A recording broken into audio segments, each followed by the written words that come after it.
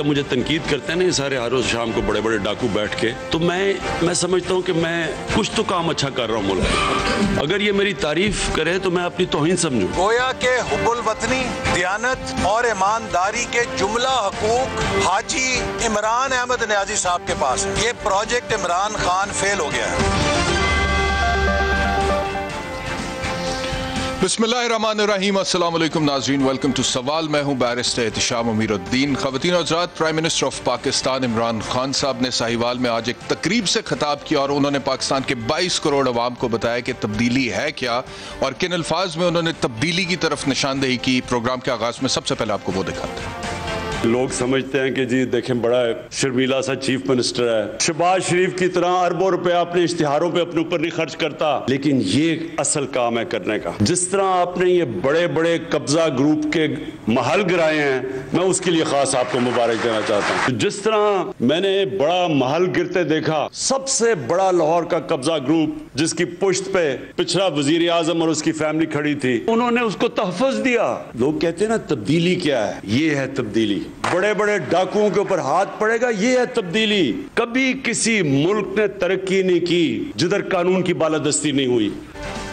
Prime minister साहब कह रहे थे कि ये तब्दीली है, ये जो बड़े बड़े चोर डाकू और कब्जा ग्रुप है, इनसे हमने ज़मीनें वागुजार कराई हैं, सरकारी ज़मीनों पर जो कब्जे थे। और जो गवर्नमेंट ऑफ पंजाब की तरफ से हकायक हमारे सामने आ रहे हैं, उसमें गवर्नमेंट ऑफ पंजाब ने बताया जी कि अपोजिशन रहनुमाओं की मिल्कियत में तकरीबन 22 ऐसी प्रॉपर्टीज़ थी जो कि गैर कानूनी इमलाक थी। और इसमें मलिक सैफुल मलूक और साबिक रुकन सूबाई असम्बली मोहम्मद अफजल खोकर जो है, उन पर 1025 कनाल से ज़ायद सरकारी राजी को गैर कानूनी तौर पर कब्जा में लेने का और धोखाधड़ी का इल्जाम भी था। और खोकर पैलेस और इसके अतराफ की 1.5 अरब रुपए की 45 कनाल सरकारी राजी जो है, वो गवर्नमेंट ये कहती है कि हमने वागुजार कराई है। तो ये प्राइम मिनिस्टर साहब कह रहे हैं कि उस्मान बुज़दार साहब का बहुत बड़ा प्लस है। वैसे तो वो शर्मीले हैं, लेकिन ये उनकी कारकर्दगी ज़बरदस्त है। एट द सेम टाइम जो एक और बात हो रही है वो ट्रांसपेरेंसी इंटरनेशनल की रिपोर्ट के हवाले से हो रही है। मरियम नवाज साहिबा का एक ट्वीट है, आपसे शेयर करते हैं। वो कहते हैं जी, करप्शन के झूठे नारे लगाने और दूसरों पर कीचड़ उछालने वाला खुद करप्शन का बादशाह निकला। ट्रांसपेरेंसी इंटरनेशनल ने गवाही दी कि 2 सालों से पाकिस्तान करप्शन की दलदल में धंस रहा है। इसने सच ही कहा था कि वजीर आजम करप्ट हो तो हर तरफ करप्शन ही करप्शन होती है, लेकिन बंदा ईमानदार है। और शाहिद खाकान अब्बासी साहब जो हैं, वो इस रिपोर्ट के हवाले से ट्रांसपेरेंसी इंटरनेशनल की क्या कह रहे हैं, ये भी सुनो। वज़ीर आज़म साहब को उनके स्टाफ ने बताया कि ये पुराना डेटा है, क्योंकि वज़ीर आज़म खुद रिपोर्ट पढ़ते नहीं है। ये 2019-20 का इमरान खान, नियाजी और PTI की हुकूमत का डेटा है। तो इमरान खान की हुकूमत, जो हम पहले दिन से कह रहे हैं पाकिस्तान की नालायक तरीन हुकूमत है, आज पाकिस्तान की करप्ट तरीन हुकूमत भी बन चुकी है। तो ऑपोजिशन दूसरी तरफ गवर्नमेंट को कह रही है कि ये करप्ट तरीन हुकूमत है पाकिस्तान की तारीख की। अपने गेस्ट का तारुफ कराता हूँ जी। पाकिस्तान तहरीक इंसाफ से अली मोहम्मद खान साहब, पाकिस्तान मुस्लिम लीग नवाज से मियाँ जावेद लतीफ़ साहब और पाकिस्तान पीपल्स पार्टी से कमर जमान कायरा साहब हमारे साथ हैं। आप सब मेहमानों का बहुत बहुत शुक्रिया। गवर्नमेंट से स्टार्ट करते हैं। अली मोहम्मद खान साहब, ये बताइएगा कि प्राइम मिनिस्टर साहब इस चीज़ पर बहुत ज़्यादा क्रेडिट ले रहे हैं और वो कह रहे हैं कि ये तब्दीली है, देखें हमने डाकुओं से ज़मीन वागुजार करवाई है, नाजायज़ कब्जे जो है वो अब ख़त्म हो रहे हैं। गवर्नमेंट ऑफ पंजाब को एक क्रेडिट जाता है। दूसरी तरफ ट्रांसपेरेंसी इंटरनेशनल की जो रिपोर्ट आई है, उसमें कहा जा रहा है कि पाकिस्तान में करप्शन बढ़ गई है। तो इन दोनों चीज़ों को आप बतौर गवर्नमेंट रिप्रेजेंटेटिव रिकंसाइल कैसे करेंगे? बिस्मिल्लाहिर्रहमानिर्रहीम, अल्लाहुम्मा सल्लि व सल्लिम मुबारक अला सय्यिदिना मुहम्मद रसूलुल्लाह खातमुन नबीय्यीन सल्लल्लाहु अलैहि व आलिहि व अस्हाबिहि वसल्लम। बहुत शुक्रिया बैरिस्टर साहब, बड़ा इम्पोर्टेंट ये रिपोर्ट भी है और ये इशू भी बहुत अहम है। आज सेनेट ऑफ पाकिस्तान में, सेनेट में भी इन चीज़ों की बाज़गश्त जो है वो सुनाई दी और कौमी असम्बली में भी। कौमी असम्बली में कब्जा माफिया और लैंड ग्रैबिंग वाला इशू उठा और सेनेट में जो है नैब वाला इशू उठा।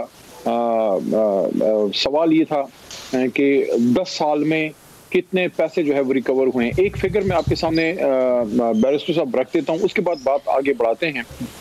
10 साल का सवाल पूछा था अपोजिशन के हमारे एक मोहतरम दोस्त ने सेनेट में, और उसका मैं ही रिस्पॉन्ड कर रहा था नैब की तरफ से, क्योंकि कौमी असम्बली या सेनेट में चूँकि लॉ डिवीजन की रिस्पॉन्सिबिलिटी बनती है, तो वो फिर ज़ाहिर है किसी MNA या किसी उसने ही देना होता है, मिनिस्टर ने। तो उसका जवाब मैंने दिया हुकूमत की तरफ से। तो वो फिगर जो थे वो कोई मेरे ख्याल में, अगर मुझे अभी याद पड़ता है, कोई 480 अरब के करीब, 484 अरब के करीब रिकवरी है 10 साल की। 2 साल हमारे, 5 साल मियाँ साहब के और 3 साल जरदारी साहब के, ये बन गए कोई तकरीबन 10 साल। 10 साल की फिगर्स आप हैरान होंगे बैरिस्टर साहब कि उसमें से पहले 8 साल सिर्फ 91 अरब की रिकवरी थी और बाकी का 380-390 अरब जो है वो हमारे दौर का है रिकवरी। 2 साल में इनके 8 साल से डबल नहीं ट्रिपल से भी ज्यादा जो है रिकवरी हुई है। तो रिकवरी भी बहुत ज्यादा हुई है। अब उसकी रीजन क्या हो सकती है? एक ही बात जहन में आती है कि हुकूमत रास्ते में मुदाखलत नहीं बनी। दूसरी चीज जो आपने बात की है, ये जो फिगर्स हैं इस पर थोड़ा सा मैंने रिसर्च करने की कोशिश की है। शहबाज गिल साहब ने इस पर अच्छा पोजीशन एक्सप्लेन की है, वो ज़रा इन मामलात को शायद ज्यादा उन्होंने स्टडी किया। लेकिन इधर उधर से जितनी इंफॉर्मेशन मैंने गैदर की, जो ट्रांसपेरेंसी इंटरनेशनल का भी देखा, तो 2 चीजें सामने आती हैं बैरिस्टर साहब। एक तो ये है कि ये जो डाटा है इसमें 1 साल से ज्यादा कुछ हमारा है मेरे ख्याल में, और कुछ उसमें इंटरिम गवर्नमेंट का है, और 4-5 महीने जो है वो मियाँ साहब की, खाकान साहब की हुकूमत के हैं। वो ये सारा डाटा मिला के जो है ये एक रिपोर्ट उन्होंने दी है। अब इसमें 2 नुक्ते हैं जहां अब ये अपोजिशन के हमारे मोहतरम दोस्त इधर बैठे हैं, जावेद साहब, और भी कोई पीपल्स पार्टी से मुझे नहीं पता कोई है या नहीं, लेकिन हाँ कायरा साहब आ गए हैं, तो ये जरूर इस पर रिस्पॉन्ड करना चाहेंगे। ट्रांसपेरेंसी इंटरनेशनल को ये बड़ा कोट कर रहे हैं। 2 बातें। नंबर 1, उसी ट्रांसपेरेंसी इंटरनेशनल की रिपोर्ट में ये भी कहा जाता है कि नैब की परफॉर्मेंस और हुकूमत की परफॉर्मेंस की तारीफ भी की गई है, खासकर 2020 में कोई 363 अरब शायद इस तरह कुछ है रिकवरी। तो फिर क्या उसको भी मानेंगे जहां हुकूमत की तारीफ हुई है? दूसरा, माजी में इसी ट्रांसपेरेंसी इंटरनेशनल ने इनके खिलाफ बड़ी नेगेटिव रिपोर्ट्स दी हैं। तो अगर आज की रिपोर्ट को ये पसंद कर रहे हैं, पसंद फरमा रहे हैं कि हमारी रैंकिंग जो है उनके हिसाब से नीचे गई है, तो फिर वो जो रिपोर्टें इनके खिलाफ माजी में सारी आती रही, क्या वो सारी फिर ये सच तस्लीम करते हैं?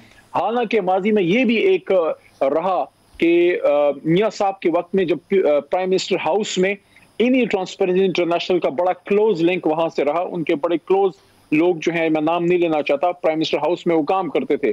तो ये कुछ सवालात बहरहाल हैं, लेकिन मैं ये समझता हूं कि आखिरी बात कि अगर करप्शन वो कह रहे हैं कि बड़ी है, हम समझते हैं कि बड़े लेवल की करप्शन में बहुत हद तक कमी आई है। और फिगर्स मैंने आपको नैब के ऑन रिकॉर्ड दे दिए हैं, जो सेनेट में आज मैंने ही प्रेजेंट किए नैब की तरफ से। तो मैं ये कहना चाहता हूं कि अगर हमारी नेशनल लेवल पे करप्शन में उस तरह से अभी कमी नहीं आई, तो हमें उसको बेहतर बनाना होगा, उसको हमने ठीक करना होगा, क्योंकि बड़े लेवल पे, खान साहब के लेवल पे, काबीना के लेवल पे, बड़े लेवल पे, सेक्रेटरीज के लेवल पे वो चीजें बहुत हद तक कम हुई हैं। लेकिन नीचे जाहिर है वो कल्चर इन लोगों के दौर में डेवलप हुआ है, थोड़ा सा टाइम जरूर लगेगा नीचे लेवल पे, पटवारी लेवल पे, तहसीलदार लेवल पे, थानेदार लेवल पे, अफसरान के क्लर्क लेवल पे उसमें टाइम लगेगा। जी ठीक है। कायरा साहब, गवर्नमेंट का ये जो मौक़िफ़ है वो कह रहे हैं कि देखें जी 2 साल में हमने जितनी रिकवरीज की हैं ये तो पूरी तारीख में जब से नैब बना नहीं हुई है, और 10 साल का फिगर जो है कह रहे थे आज पार्लियामेंट में जिस हवाले से डिस्कशन हुई है। लेकिन अगर 10 साल के फिगर को हम साइड पर भी रखें, चेयरमैन नैब का अपना जो स्टेटमेंट है उसको अगर सामने रखा जाए तो तकरीबन 700-750 अरब की वो कहते हैं कि नैब ने रिकवरी की है सिंस इंसेप्शन, जब से नैब बना है, और 2 साल में जो रिकवरी की है वो 363 अरब के करीब है। तो अगर 363 अरब की रिकवरी नैब कर रहा है, और दूसरी तरफ गवर्नमेंट ये कहती है कि पब्लिक अकाउंट्स कमेटी ने 300 अरब रुपए की रिकवरी अलहदा से की है, तो फिर ट्रांसपेरेंसी इंटरनेशनल कह रही है कि मुल्क में करप्शन बढ़ रही है। तो आप कैसे इसको देख रहे हैं? देखिए, जो पब्लिक अकाउंट्स कमेटी की रिकवरी है ना, ये हर बार में वो अपने क्रेडिट में आती है, उसके मायने कुछ और होते हैं। कभी इस पर प्रोग्राम रखिए, मैं भी उसका मेंबर रहा हूँ, इत्तेफाक से मुझे भी काम करने का मौका मिला है। और उसके चेयरमैन जो हैं वो अपोजिशन से है, अगर उसने कोई अच्छा रोल अदा किया है तो चले, अच्छी बात। रही बात नैब की रिकवरी की, तो नैब ने करप्शन के रिकवर किए, और बिजली के, गैस के और बैंकों के डिफॉल्ट कितने रिकवर किए, जरा उसका भी हिसाब लगा लीजिए, तो आपको चीजें खुल के सामने आ जाएंगी कि एक्चुअल हकायक क्या है। अच्छा काम हो तो बिल्कुल अच्छी बात है। उन्होंने अगर करप्शन के पैसे रिकवर किए हैं, जो कि बहुत थोड़े हैं, जो उनका बुनियादी मैंडेट है, लेकिन इसके बावजूद मैं समझता हूँ अगर उन्होंने ये काम किया है तो बहुत अच्छा अप्रिशिएट होना चाहिए। लेकिन जो वज़ीर आज़म साहब फरमा रहे थे कब्जा माफिया, वो तो अपने मुखालफों को गालियां देना उनका वतीरा है ना, चोरों से, डाकुओं से, फलानों से। तो ये वज़ीर आज़म के को भी हम क्या कुछ कह सकते हैं, लेकिन कहते हुए फिर हिजाब आता है कि वो सारे चोर डाकू खान साहब आपकी अपनी कैबिनेट के अंदर जाके बैठ गए। आपके शुगर स्कैंडल हो तो चोर डाकू आपके साथ, आटा स्कैंडल हो तो चोर डाकू आपके साथ, तेल का स्कैंडल हो तो चोर डाकू आपके साथ। इस मुल्क के अंदर कौन सा स्कैंडल है जो मंतकी अंजाम तक आपने पहुंचाया है? आप तो जो जमातों के ऊपर स्कैंडल बना है कि किसी जमात को फॉरेन फंडिंग के अंदर जो स्कैंडल है उसके भी सबसे बड़े डाकू आपके साथ है। पर अब क्या करें, अब वो जबान इस्तेमाल करनी पड़ेगी जो हमारे वजीर आजम करते हैं। उनकी खिदमत में सिर्फ इतना अर्ज है कि जिनको बार बार आप कह रहे हो उनके जवाब तो मियां लतीफ साहब, शायद जावेद लतीफ साहब देंगे, नहीं पता, हकायक का भी नहीं पता, इसलिए बात उस तरह नहीं करनी चाहिए। लेकिन एक छोटी सी गुजारिश करनी है जो मुझे मीडिया के जरिए पता चली। उनके आपने घर गिरा दिए, महल गिरा दिए, वेरी गुड, बहुत अच्छा किया। लेकिन ये फिर क्या हुआ कि हाई वापस उस जगह का दिला दिया? क्यों? अगर आप सच्चे थे, अगर आपके पास प्रूफ थे, अगर सूबाई हुकूमत इतनी सच्चाई पे खड़ी थी तो फिर हाई कोर्ट डिपेंड नहीं कर सके, क्यों उनको कब्जा वापस दिलाना पड़ा? और उसके बाद अब वजीर आजम साहब हाई कोर्ट को बुरा कहेंगे या अपने फैसले पे अपनी मलामत करेंगे या चीफ मिनिस्टर की या उनको खबर वालों की मलामत करेंगे कि जिनके ऊपर आप बहुत बड़े ढोल बजा रहे हैं और उनको गालियां दे के खुश हो रहे हैं, उनका जो घर गिराए गए, जो जगह उनसे वागुदार कराएगी लाहौर में, बाकी जगह कभी मुझे पता कि जो मीडिया में बात आई है कि वो जगह अदालत आलिया ने, हाई कोर्ट लाहौर ने उनको वापस दिलवा दी है और उनका केस सिविल कोर्ट में चल रहा है, वो चलता रहेगा। मुझे बताएं, मैं वजीर आजम की इस बात पे हंसू के रोऊं? सर इसका मैं रिस्पॉन्स अली मोहम्मद खान साहब से पूछते हैं 15 सेकंड में। हाई कोर्ट का ऑर्डर जो जी अली मोहम्मद खान साहब रिस्पॉन्ड करना चाहेंगे? वो कह रहे हैं कि अदालत आलिया ने वापस दिलवा दी है property. I would be very brief क्योंकि मेरी बारी नहीं है। देखें, तारा साहब ने जो बात की है, तारा साहब खुद भी लॉ नोइंग है, आई थिंक वकील भी हैं। मैं वकील नहीं खुद अच्छा, लेकिन वकला से ज्यादा दलाइल से बात करते हैं, तो वकालत की आपको समझ बहुत ज्यादा है। बैरिस्टर साहब आप खुद तो वकील हैं ही, आपको तो इससे सबसे ज्यादा पता है। मैं भी छोटा मोटा वकील हूं।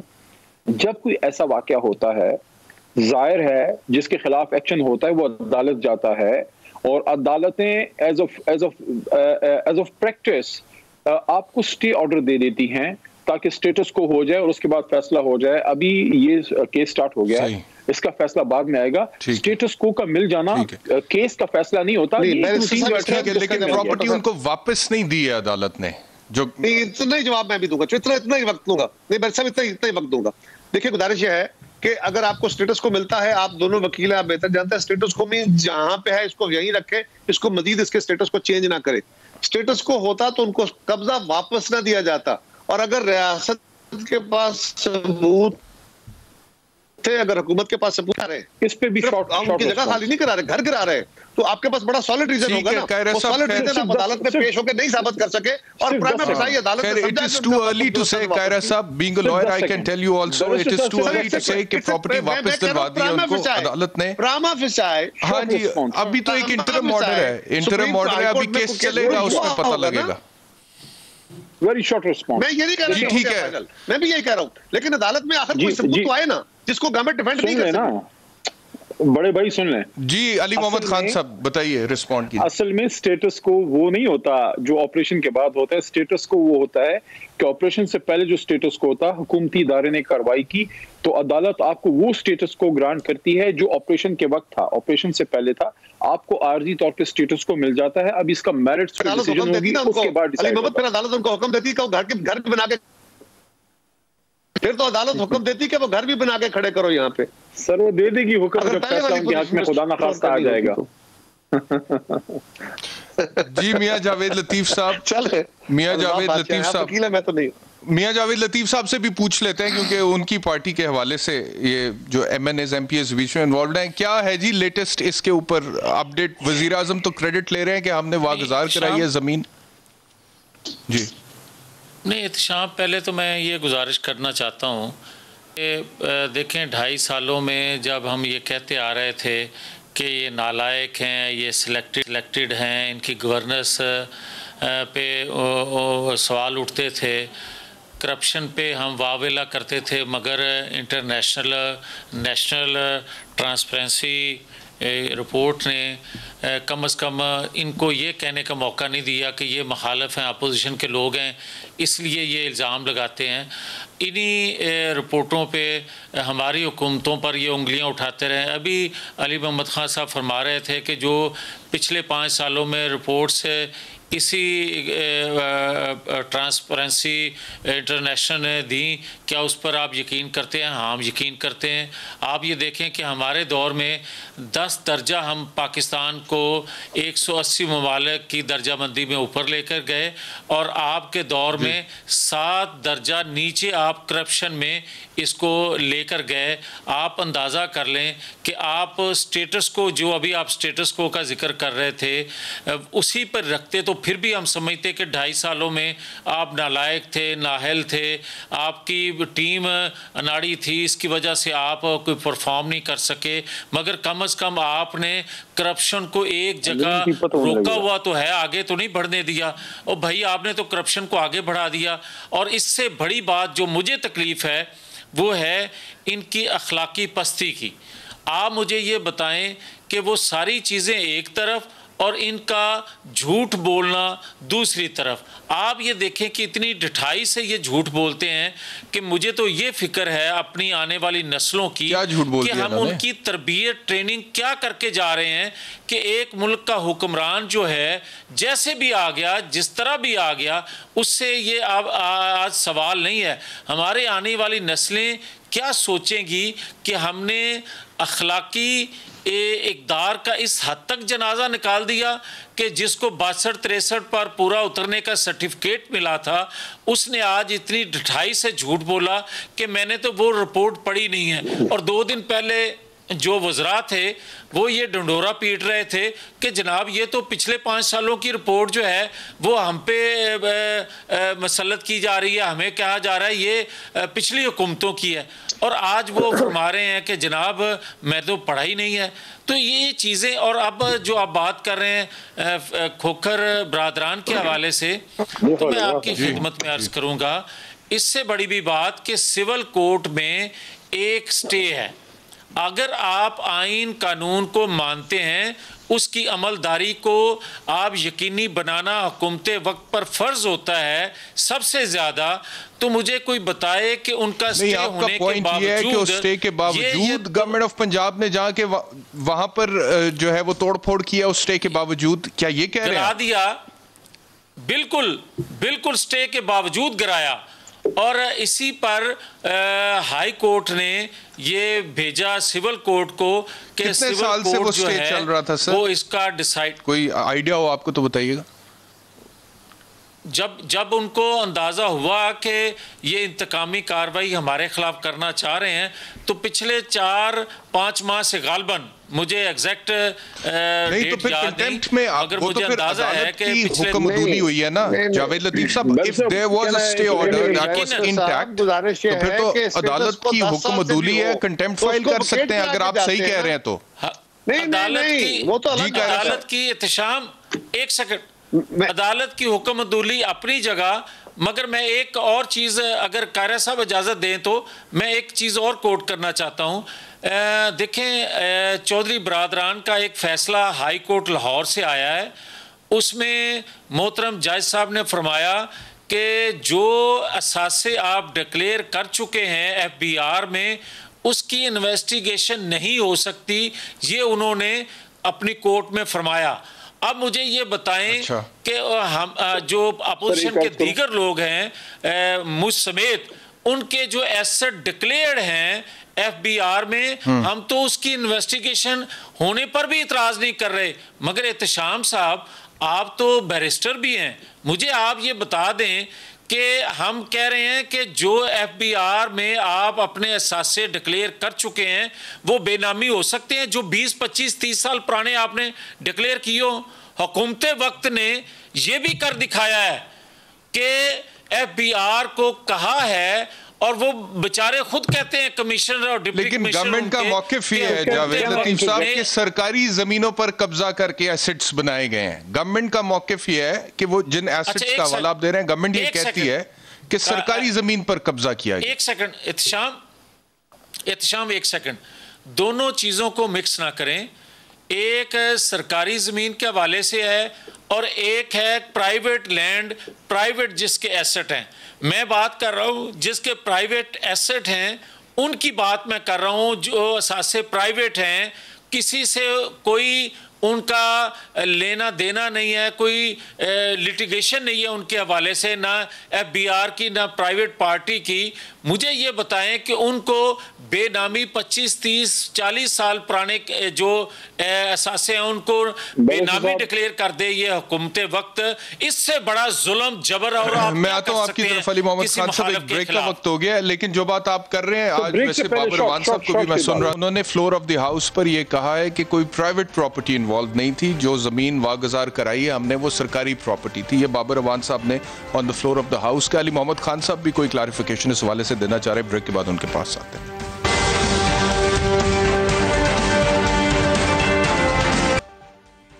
वेलकम बैक टू सवाल। अली मोहम्मद खान साहब, आप रिस्पॉन्ड करना चाह रहे थे, ज़रूर कर दीजिए। और साथ ही साथ डेवलपमेंट फंड्स के हवाले से भी मेरा आपसे सवाल है। आपने हाल ही में आपकी पार्टी ने ऐलान किया है कि हर MNA को और हर MPA को उसके हलके के लिए 50 करोड़ मिलेंगे। और इमरान खान साहब के हमें वो स्टेटमेंट्स याद हैं जिसमें वो कहते थे कि लोकल बॉडीज़ सिस्टम लेकर आएंगे और गली मोहल्ले गांव के देहात के लेवल पे आप खुद अपमेंट करेंगे और लोकल बॉडीज़ को हम मजबूत करेंगे। तो अब बिल्कुल उससे रिवर्स ये ऐलान किया गया। उस हवाले से भी हमें बताएं कि गवर्नमेंट का क्या मौक़िफ़ है। जी देखें, पहले मैं रिस्पॉन्ड करना चाहूँगा। जो जावेद साहब ने कुछ बातें की हैं कि हमने कोई अखलाक वगैरह कौम का बिगाड़ दिया, करप्शन और ये चीज़ें। देखें, आप इमरान खान साहब पे कोई भी इल्ज़ाम लगा सकते हैं, उनकी सियासत से डिफर कर सकते हैं, उन पे आप जो भी आप लोग इल्ज़ामात लगाते रहे हैं, आपसे मतलब अपोजिशन आप लगाते रहे, लेकिन उनकी करप्शन एक ऐसी इशू है कि उस पर तो उनका बदतरीन दुश्मन भी इस बात का आपको गवाही देगा कि यार कम अज़ कम इस तरह का कोई मामला नहीं है। ठीक है, आप उनकी सियासत पे दो राय रखें कि ये पॉलिसी ठीक है, वो पॉलिसी ठीक है, ये यहाँ पे ये मसला है, वो है, लेकिन अब यहाँ पे ये बात करना कि हमने कोई कौम का अखलाक बिगाड़ दिया है, मैं याद दिलाना चाहूँगा कौम को, क्योंकि इनको तो याद है, भूल रहे हैं। जावेद लतीफ़ साहब जानबूझ के भूलना चाह रहे हैं कि मियाँ नवाज शरीफ साहब जब वज़ीर आज़म थे, उन्होंने खुद ये बात की थी कि करप्शन पाकिस्तान का कोई बड़ा इशू नहीं है। आपको अच्छी तरह याद होगा बैरिस्टर एहतशाम साहब के उनके भतीजे और शहबाज साहब के बरखुरदार हमजा साहब इज ऑन रिकॉर्ड कि बच्चों के पास जाके वहाँ कोई टीचिंग करते वक्त कोई बात बताते हुए कहते हैं कि बच्चों करप्शन कोई इशू नहीं है, करप्शन होती है। इसी तरह आपको याद होगा, मैं उस वक्त खुद कौमी असम्बली में मौजूद था जब ख्वाजा आसिफ साहब, वही ख्वाजा आसिफ साहब जिनके हवाले से बड़ी बातें आजकल चली कि पैसे उधर जा रहे हैं, इधर आ रहे हैं, किसके अकाउंट में भेजे, ये वो बार अकामे कि मियाँ साहब पनामा कोई इशू नहीं है, करप्शन कोई इशू नहीं है, कौम ये कुछ दिनों में भूल जाएगी। और ये मशहूर मारूफ जुमला हमारा नहीं, मुस्लिम लीग नून की पैदावार है कि वो फरमाते हैं मियाँ साहब के बारे में, उनका वर्कर डिफेंड ऐसे करता है कि करप्शन जो है चलो खाता है तो लगाता भी है, यानी कि ये हमने इखलाकी मयार यहाँ तक हम इसको जो है वो लेके गए हैं। तो आप अब ये बताएं कि क्या कौम का अखलाक हमने बिगाड़ा है? हमने तो, हमारी जमात में से तो किसी ने ये नहीं कहा था कि पाकिस्तान से बाहर तो क्या पाकिस्तान के अंदर भी मेरी कोई प्रॉपर्टी नहीं है। तो निकल आई ना फिर वो प्रॉपर्टी। और मियाँ साहब जब कौमी असम्बली में ये बात फरमा रहे थे, मैं उस वक्त ये गुनाहगार चशमदीद गवाह है कि जब मियाँ साहब ने कौमी असम्बली में पनामा के इशू पे स्पीकर के सामने इस तरह बात की कि हुजूर ये हैं वो ज़राए, ये हैं वो ज़राए, ये वो मनी ट्रेल, ये ले लें, ये देख लें। और जब अदालत उज़्मा में वो केस चल रहा था तो ये गुनाहगार उधर भी मौजूद था और मेरे सामने उनके वकील ने कहा कि हुजूर वो सियासी बयान था, योर ऑनर वो सियासी बयान था। तो आप हमें कहते हैं हमने कौम का इखलाक बिगाड़ा, यानी कि आप आखिरी बात उस हद तक आप इस कौम को ले गए हैं कि आज करप्शन एक इशू भी बाज लोग मानने को तैयार नहीं कि करप्शन भी कुछ इशू है। और बातें करो यार, जहां तक ये डेवलपमेंट फंड वाली बात की है, इमरान खान साहब अभी तक अपनी उसी बात पे एक मिनट यहाँ पर ठहर जाएगा अली मोहम्मद खान साहब। मैं चाहता हूँ कि जरा इमरान खान साहब के वो शॉर्ट्स चला दूं ताकि आपकी भी जरा मेमोरी रिफ्रेश और पाकिस्तान के अवाम को भी याद आ जाए कि खान साहब जब ऑपोजिशन में थे तो डेवलपमेंट फंड्स के हवाले से और लोकल बॉडीज के हवाले से क्या कहते थे। सुन तहरीक इंसाफ इंशाल्लाह जब पावर में आएगी, कोई पैसा MNA और MPA को डेवलपमेंट में नहीं दिया जाएगा। जो हमारा टिकट लेना चाहते हैं, अभी से मैं आपको कह रहा हूं कि अगर आपके डेवलपमेंट फंड्स पे नजर आए, तहरीक इंसाफ में ना आए। Development funds must go straight to the village level. There was a research done in Pakistan by World Bank that if you wanted to give $100 to a school in DG Khan and you gave it through the central government, only $5 reached that school. हमने ये जो लानत है ना development funds की, ये इधर से करप्शन शुरू होती है। ये कोई नजरिए के लिए साथ नहीं होते, इनको खरीदा जाता है। तो अली मोहम्मद खान साहब बाकायदा तौर पे प्राइम मिनिस्टर बनने से पहले इमरान खान साहब जिसको लानत कह रहे थे, उसी के हवाले से अभी ऐलान हो गया कि 50 करोड़ फी MNA फी MPA हम डेवलपमेंट फंड देंगे। सर मैं वही बात करना चाह रहा था, लेकिन अच्छा आपने रिफ्रेश कर दिया। इमरान खान साहब अपनी जगह पे उसी तरह खड़े हैं, किसी बात में कोई फर्क नहीं आया। सिर्फ ये मैं आपको एक्सप्लेन कर दूं, क्लैरिटी आपके सामने आ जाएगी। बल्दियाती इलेक्शन होने के बाद नाली गली के काम उन्होंने ही करने हैं, लेकिन ये जो फंड है ये MNA MPA का उस तरह से फंड नहीं है जो मियाँ साहब या मोहतरमा बेनज़ीर भुट्टो साहबा के दौर में मिलता था, या कायरा साहब जब MNA थे जरदारी साहब के दौर में तो उनको मिलता था। ये थ्रू लगता है SDGs सस्टेनेबल डेवलपमेंट गोल्स, जो पहले MDGs होते थे, ये लगता है इदारों के जरिए ही। MNA MPA जो है ना उसमें से कोई कमीशन लगा सकता है, खा सकता है, ना ये आपकी पर्सनल सवाबदीद है।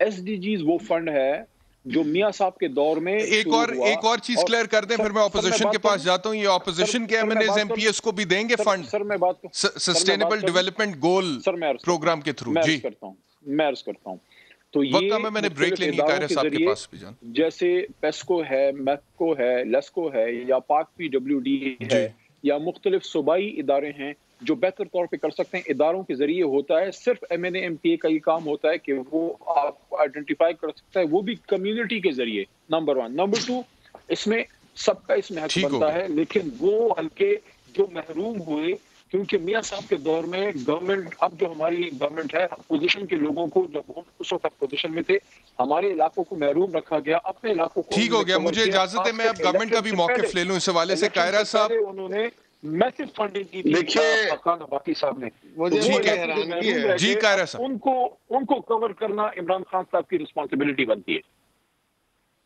जी कायरा साहब, देखिए गुजारिश ये है कि बाकी बातें तो एक तरफ, लेकिन जो वजीर आजम और उसकी पूरी टीम हर वक्त अपने मुखालफों को गालियां देती रहे और बगैर सबूत के देती रहे, किसी अदालत के फैसले के बगैर देती रहे, वो क्या आला अखलाक की नुमाइंदगी है? ये आप बिस्मिल्लाह आप फैसला कीजिए।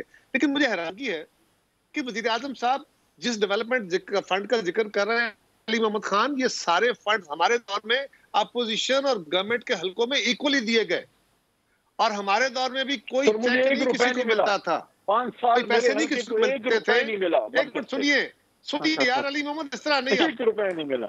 आप बता करें, आप गलत बयानी कर बैठे, मुझे 1 रुपया मेरे हल्के में, आप गलत बयानी आपसे हो गई, आप बिल्कुल हकायक के खिलाफ बात कर रहे हैं। नहीं मिला, हमारे दौर में भी नहीं मिला। मैं अर्ज करता हूँ जी, मैं अगर मेरे हल्के में हमारे दौर में मिला, फंड के लिए कोई 1 हल्का रुपया बताया नहीं मिला। 5 साल में 1 रुपया नहीं मिला। कह रहा हूँ अली मोहम्मद खान, 2008 2013 में कोई हल्का बताएं जिसका पैसा नहीं मिले। और सर मैं उस वक्त की थोड़ी बात कर रहा हूँ, मैं मियाँ साहब के दौर की बात कर रहा हूँ। मैं तो अपने दौर की बात कर रहा हूँ ना यार, मुझे बात करने दो यार अली। मैं जो कह रहा हूँ मैं जिम्मेदारी से कह रहा हूँ। हमारे दौर में, हमारे बाद के दौर में, हमसे पहले दौर में, हर दौर में MNAs MPAs को, यार अली मोहम्मद इस तरह बात नहीं करते भाई। आप मुझे जितना मर्जी इंटरप्ट करो, अली मोहम्मद आप मुझे जितना मर्जी इंटरप्ट करो, मैं जवाब वही दूंगा जो सच है। मियाँ साहब के दौर में MNA था। अब आपको सुनना पड़ेगा, ये सच सुनना पड़ेगा, जितना मर्जी इंटरप्ट करो। और वो क्या है, हर दौर में फंड्स MNAs MPAs को सिर्फ आइडेंटिफिकेशन ऑफ प्रोजेक्ट होती है उनके जिम्मे। वो फेडरल गवर्नमेंट के डिपार्टमेंट्स या प्रोविंशियल गवर्नमेंट के डिपार्टमेंट्स या जो इंडिपेंडेंट कंपनीज लाइक बिजली की कंपनियां हैं या गैस की कंपनियां हैं, पैसे वही करते हैं डायरेक्टली, सरकार चाहता है, ऑडिटेबल फंड्स होते हैं वो, और किसी के हाथ में नहीं आप भी वही कर रहे हैं। ये MDGs और LDGs, ये किसका कोई वजूद नहीं है। आप सिर्फ ये पैसा 20 साल तक आपने क्यों नहीं दिए? उस वक्त आपको खतरा नहीं था? आपको उस वक्त तक ये खतरा नहीं था कि आपके खिलाफ अदम एतमाद आएगी और कुफ्र था। आज वो हकायक हो गए, आज वो सच हो गया। और फिर क्या क्या क्या बात है कि नहीं, अच्छा, वो जो काम करते थे वो तो जी पता नहीं किसके जरिए लगते थे। यही डिप्टी कमिश्नर कायरा साहब, ये जो आप कह रहे हैं, मैं चैलेंज करके कह रहा हूं। मेरा भी एक सवाल ले लीजिए ना कायरा साहब, आप ये जो कह रहे हैं कि आपके दौर में भी इदारों के थ्रू फंड्स लगते थे और एमएनए एमपीए सिर्फ आइडेंटिफाई करते थे, लेकिन प्राइम मिनिस्टर ये कहते हैं ना, खान साहब ये कहते हैं कि जाली नामों से खुद कॉन्ट्रैक्टर्स ठेकेदार बन जाते थे एमएनएस एमपीएस और किकबैक्स और कमिशंस लेते थे। करप्शन तो होती थी कायरा साहब, ये तो आप मानेंगे, you are senior politician, corruption तो होती रही है डेवलपमेंट फंड्स में, ये तो आप मानेंगे। मैं सिंपल गुजारिश कर रहा हूं जी, अगर डिप्टी कमिश्नर कल लगाता तो आज भी डिप्टी कमिश्नर के तरीके लग रहे हैं। अगर कल पीट के जरिए फंड लगते आज भी उनके जरिए लग रहे हैं। अगर कल आपदा के फंड लगते थे तो आज भी उनके जरिए लग रहे हैं। आज कौन से फरिश्ते बैठ गए उन इदारों में, कहानी है। ठीक है, आज अगर फरिश्ते नहीं बैठे हैं तो ये भी तो हकीकत है। ये इसका फैसला तो होगा ना कायरा साहब, अपोजिशन के हलकों को हिंदुस्तान का हल्का समझ ले, ये इन्होंने बना दिया है कि वहां फंड नहीं देना। नहीं, ये नहीं होना चाहिए। इक्वल डिस्ट्रीब्यूशन ऑफ फंड्स होनी चाहिए। मैं आपसे इस बात पर इत्तेफाक करता हूं, लेकिन आप जो कह रहे हैं कि कहते थे कायरा साहब, आप जो कह रहे हैं कि ये आज कौन सा फरिश्ते बैठ गए इन सीटों पर आके जहां पे ये प्रोजेक्ट्स होने हैं, ये तो चले हमें पता लग जाएगा ना अगले टेन्योर में 2.5 साल बाद जब इनकी गवर्नमेंट जाएगी कि फरिश्ते बैठे थे या अभी भी करप्शन हुई थी। लेकिन माजी में करप्शन होती रही है इन फंड्स में, ये तो आप मानेंगे ना कायरा साहब, माजी में करप्शन होती रही है डेवलपमेंट फंड्स में। पाकिस्तान के निजाम में कौन सी बात करते हैं? ये सिर्फ एमएनएस एमपीएस को गालियां मत दीजिए। मैं आपको गारंटी से कहता हूं ऐसे एमएनएस एमपीएस मेजॉरिटी में थे जो 1 पैसे का रवादार नहीं थे। अगर किसी ने कोई गंद किया है तो ठीक है, चलिए मुझे एक ब्रेक लेनी है। गालियां देना कौन सा काम है, लेकिन एक ब्रेक लेनी है, ब्रेक के बाद वापस आते हैं। वेलकम बैक टू सवाल। जावेद लतीफ साहब, मुझे बताइएगा कि प्राइम मिनिस्टर साहब जो कहते हैं कि माजी में डेवलपमेंट फंड्स में करप्शन होती थी और जाली नामों से एमएनएस एमपीएस खुद ठेकेदार भी बन जाते थे और कॉन्ट्रैक्ट्स ले लेते थे और किकबैक्स और कमीशंस खाते थे, इस बात में कोई झूठ है बात, मतलब कि ऐसा होता नहीं रहा माजी में? मैं एहतशाम इस पे कोई दलाइल नहीं दूंगा। मैं तो सिर्फ ये कहूँगा कि या उस वक्त वो गलत कह रहे थे या आज गलत कह रहे हैं, या उस वक्त गलती पे माफ़ी मांगें या आज अपनी गलती पे दोबारा से माफ़ी मांगे कि मैं उस वक्त झूठ बोल रहा था। अब मैं जो 2-3 चीज़ें हैं जो अभी मेरे भाई अली मोहम्मद खान साहब फरमा रहे थे कि इमरान खान साहब फरिश्ता नुमा इंसान है, पूरी दुनिया कहती है कि ये फरिश्ता है। मैं 2-3 दलील आपको दे देता हूँ, आप फैसला खुद कर लीजिए या सुनने वाले कर लेंगे। उन्होंने फरिश्ता नुमा तो नहीं कहा, आज ही इमरान खान साहब फरमा, अच्छा चलें, बड़े नेक इंसान हैं, इस तरह कह लें। हाँ जी, बड़े नेक साफ सुथरे इंसान हैं। हम डाकू चोर लुटेरे हैं, वो साफ सुथरे हैं, इस तरह कर लें, ईमानदार हैं बड़े। आज हैं, मुझे ये बता दें कि वो आज आ रहे थे साहिवाल में खड़े होके कि खोखर बरादरान को पीछे जाके उनकी अशकसोई करना, उनके आंसू पोंछना इसलिए है कि वो इनके कमाऊ पुत्र थे, वो इनको जो है इनका ख़र्चा उठाते थे, इनको तोहफे देते थे। अगर ये मैं बात उनकी मान लूँ तो फिर अली मोहम्मद खान मुझे ये बता दें आज कि जो चीनी माफिया, गंदम माफिया, जो पेट्रोल माफिया, जो अद्वियात स्कैंडल, जो पेट्रोल स्कैंडल, जो डॉलर स्कैंडल, ये सारे स्कैंडल जो 2.5 सालों के अंदर बने, इमरान खान क्या उनके सहूलतकार हैं या डाकू चोर लुटेरे हैं जो ये हमें कहा करते थे, वो उंगली आज इनकी तरफ जा रही है या मेरी तरफ आ रही है? एक तो सवाल मेरा ये है। दूसरा मेरा आपसे पूछना ये है कि अगर हम जो अली मोहम्मद खान ने एक जुमला बोला, इन्होंने कहा कि इनके बारे में कहा जाता था ये खाते भी हैं लगाते भी हैं। इस रिपोर्ट ने इंटरनेशनल ट्रांसपेरेंसी रिपोर्ट ने ये भी बात गलत साबित कर दी कि हमने अपने दौर में, मुस्लिम लीग नून ने, नवाज शरीफ ने अपने दौर में करप्शन को 10 दर्जा 180 ममालिक की दर्जा बंदी में नीचे लेके आए। हम करप्शन को कंट्रोल कर रहे थे। हम ये नहीं कह सकते मतलब तो नहीं कि करप्शन खत्म हो गई थी जावेद लतीफ साहब, फिर भी 116वीं पोजीशन थी पाकिस्तान। शाम एक सेकंड, आज कितनी है? आज 124वीं कितनी है बता दें। 124वीं, 8 दर्जे आप कम थे, लेकिन 115 मुल्क आपसे कम करप्ट थे तब भी। 116वें नंबर पे पाकिस्तान का नंबर। भाई साहब आज अफगानिस्तान भी आपसे बेहतर है, इसी रिपोर्ट का हिस्सा है। अफगानिस्तान आपसे बेहतर हो गया कि जी इंप्रूव हो गया है। आप तो फिर यार कमाल है, फिर आप क्यों इत्शाम इस तरह?